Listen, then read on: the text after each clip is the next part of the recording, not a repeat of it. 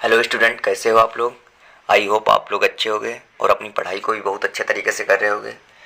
तो आज हम लोग पढ़ेंगे विद्युत आवेश और विद्युत क्षेत्र। क्या पढ़ेंगे? विद्युत आवेश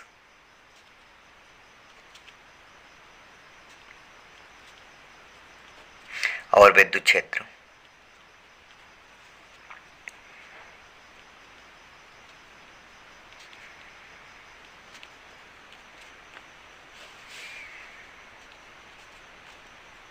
तो इसमें हमारा फर्स्ट पे क्या आता है? विद्युत आवेश।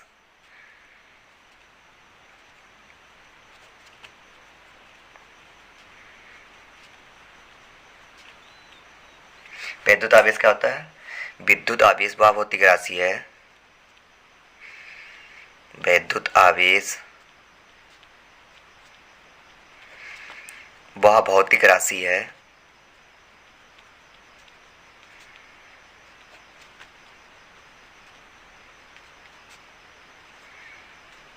जिसके कारण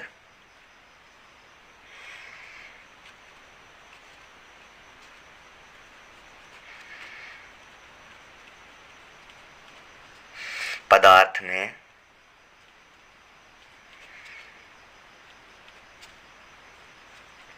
विद्युत उत्पन्न होता है। विद्युत उत्पन्न होता है।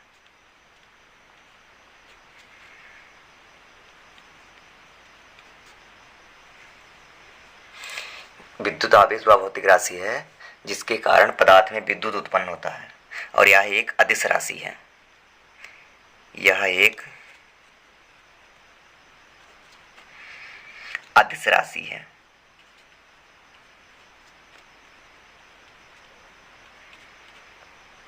और इसका SI मात्रक यहाँ पे लिखेंगे। आवेश का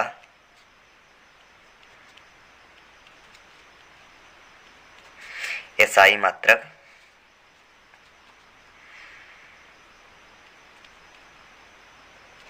कूलाम होता है।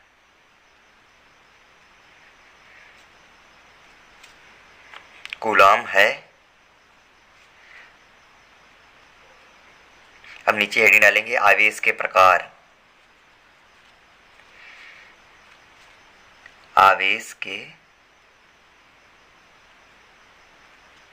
प्रकार।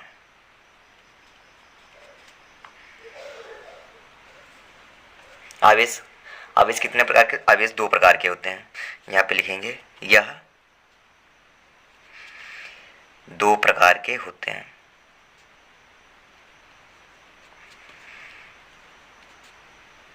दो प्रकार के होते हैं। नंबर एक, ऋणात्मक आवेश।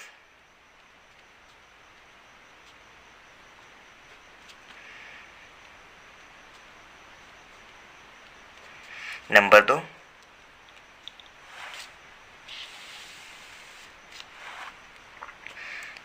धनात्मक आवेश।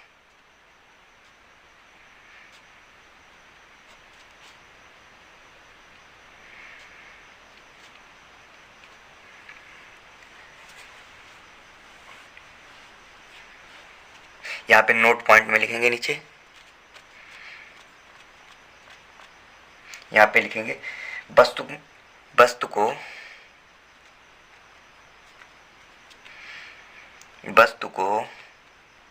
तीन प्रकार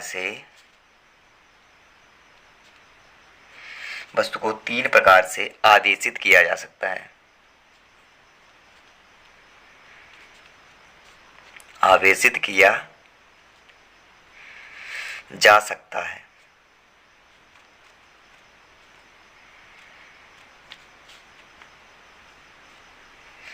नंबर एक,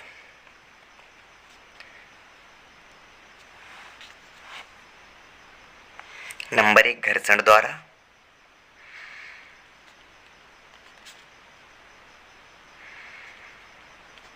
नंबर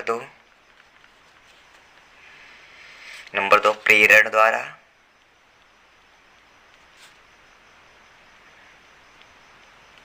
और नंबर तीन, चालन द्वारा।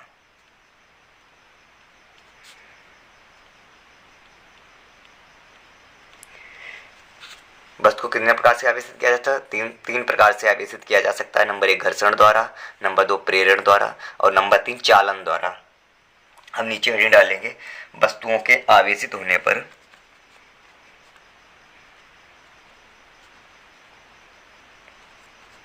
वस्तुओं के आवेशित होने पर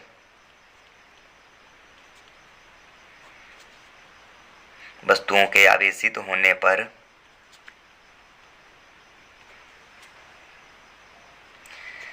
इलेक्ट्रॉनिक सिद्धांत या वस्तुओं के आवेशित होने कारक हो, वस्तुओं के आवेशित होने का इलेक्ट्रॉनिक सिद्धांत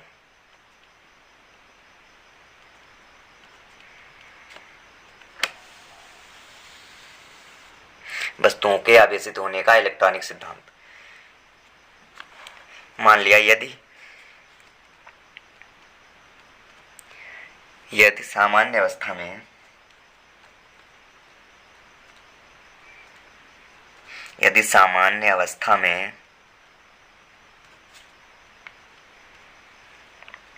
किसी वस्तु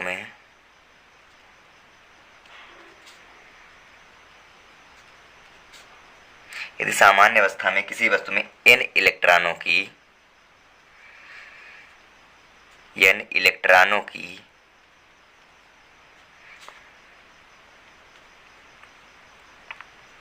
कमी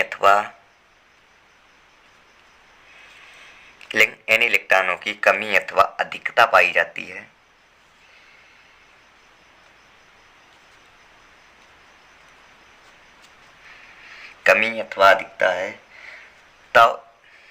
तब उस पर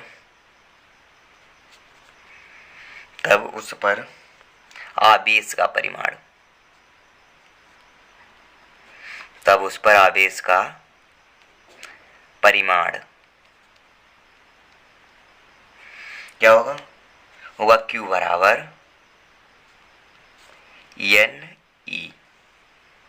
आवेश का परिमाण क्या होगा? Q बराबर NE। और जहां Q बराबर क्या होगा? जहां Q बराबर चालक का कुल आवेश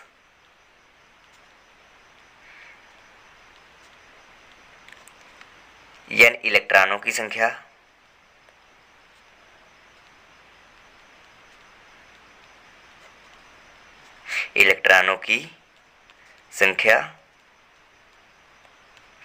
और E बराबर एक इलेक्ट्रॉन का आवेश,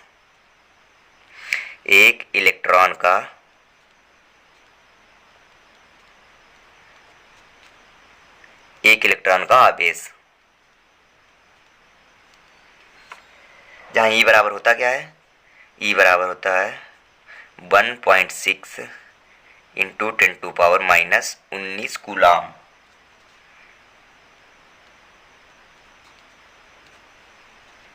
E बराबर 1.6 इंटू 10⁻⁻19 कूलाम। और नीचे पॉइंट में लिखेंगे एक ही प्रकृति के आवेशों के बीच प्रतिकर्षण बल तथा विपरीत प्रकृति के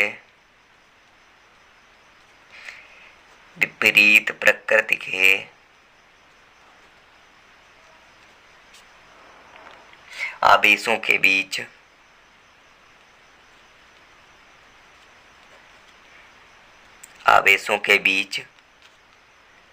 आकर्षण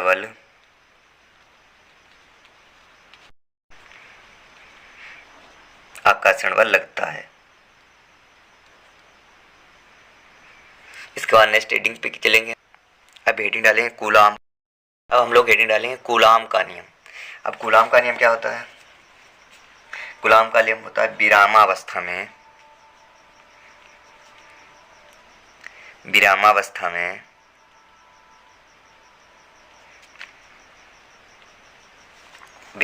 में बिंदुवत आवेशों के बीच या दो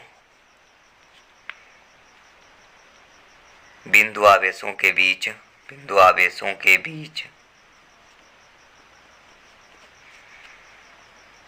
दो बिंदु आवेशों के बीच लगने वाला विद्युत बल लगने वाला विद्युत बल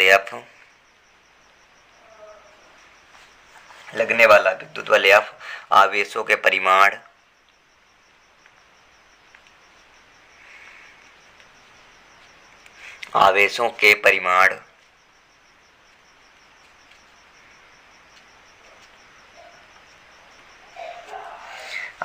परिमाण के गुणनफल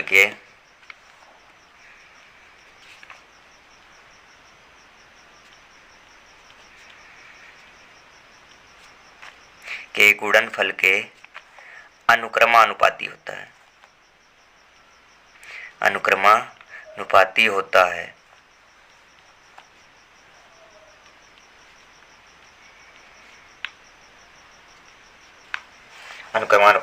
है तथा उनके मध्य की दूरी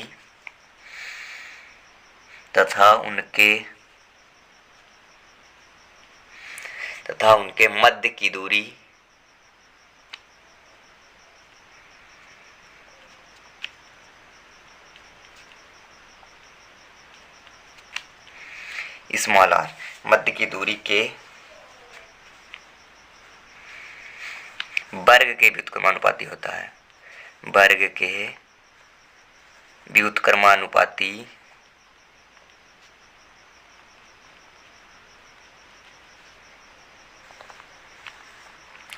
है।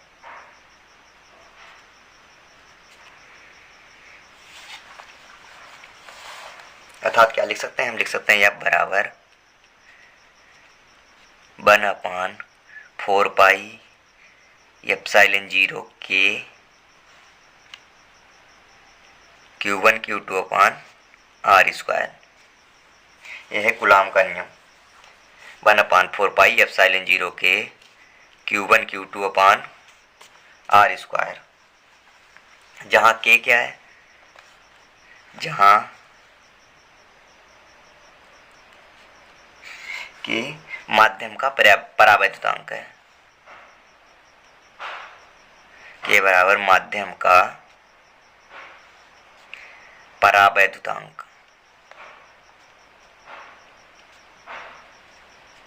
K माध्यम का परावैद्युतांक है।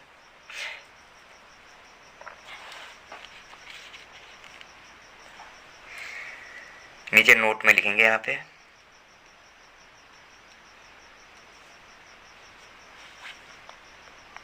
लिखेंगे नोट में K का मान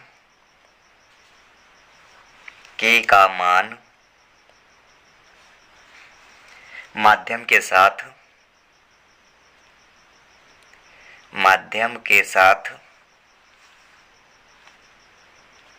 बदलता है।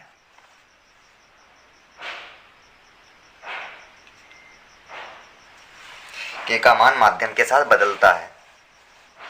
देखो, एक तो है हवा के लिए क्या होता है, फर्स्ट लिखेंगे हवा या निर्वात के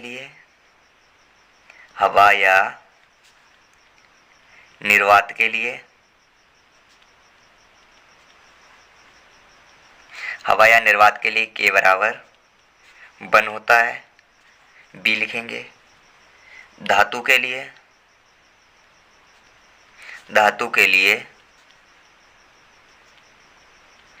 K बराबर 0 होता है। धातु के लिए K बराबर 0 नहीं, धातु के लिए K बराबर इन्फिनिटी होता है, अनंत होता है धातु के लिए। और C पॉइंट लिखेंगे अन्य परावैद्युत माध्यमों के लिए अन्य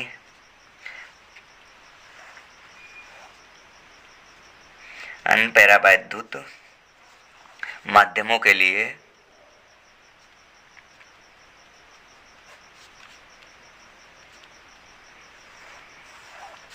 के ग्रेटर देन 1 होता है।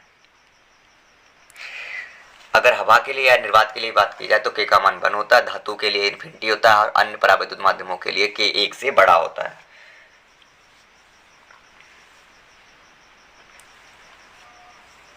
यहाँ पे कुछ पॉइंट लिखेंगे। यहाँ पे लिखेंगे परावैद्युतांक को आपेक्षिक वैद्युतशीलता भी कहते हैं। यहाँ पे लिखेंगे परावैद्युतांक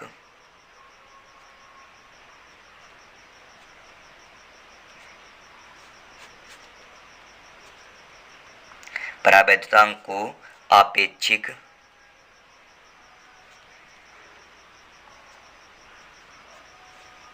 विद्युतशीलता भी कहते हैं। आपेक्षिक विद्युतशीलता भी कहते हैं।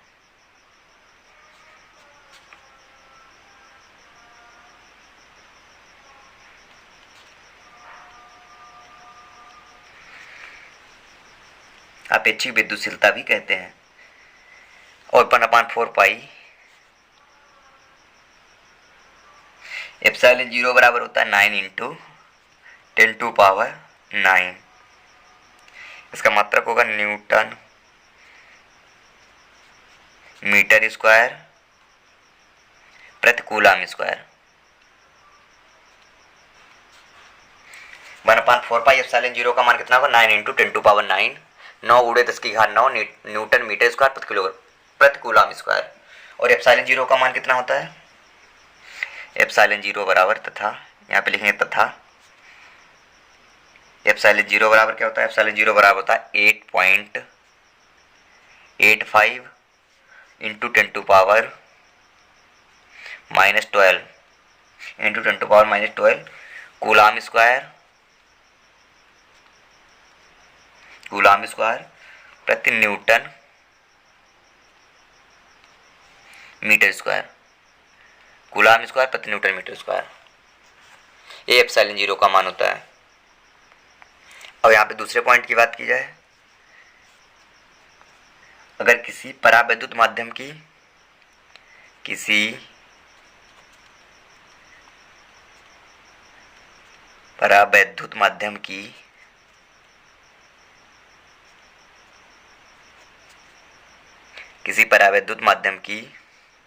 वैद्युतशीलता की बात की जाए तो क्या होगी? वैद्युतशीलता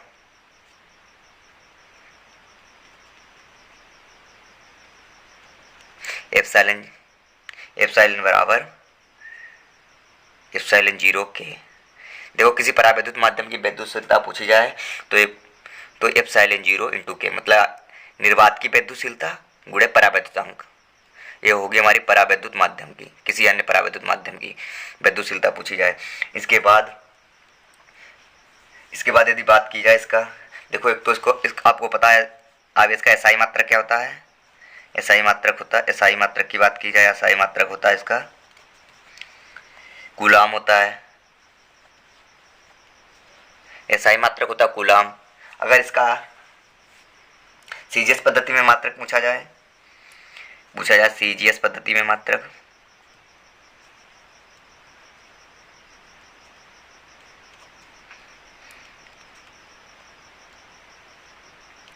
अगर सीजीएस पद्धति में मात्रक पूछा जाए तो क्या होगा? State coulomb.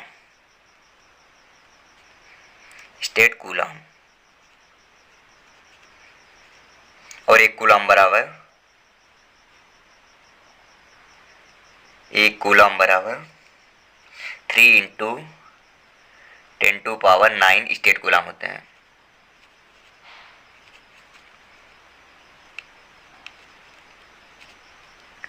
ये एसआई मात्रक हो गया, ये सीजीएस पद्धति में मात्रक हो गया। अब इसका विद्युत चुम्बकीय अगर मात्रक पूछा जाए, यहाँ पे लिखेंगे आवेश का विद्युत चुम्बकीय मात्रक।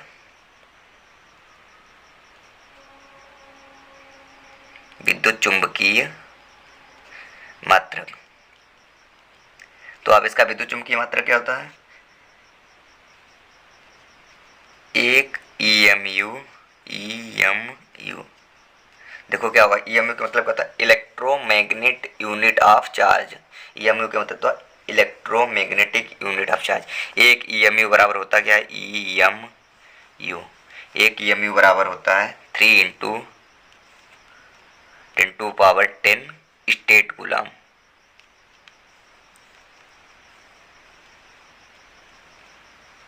थ्री इंटू 10⁻10 स्टेट कूलम, इसे 10 कूलम भी लिख सकते हैं। तो आज की वीडियो को हम तो लोग यहीं तक रखते हैं। अब आगे का इसके आगे पढ़ेंगे। वीडियो को अपने दोस्तों के पास ज़्यादा से ज़्यादा शेयर करें और चैनल को भी सब्सक्राइब कर लें। थैंक यू सभी को, और अपनी पढ़ाई को बहुत अच्छे तरीके से करते रहें।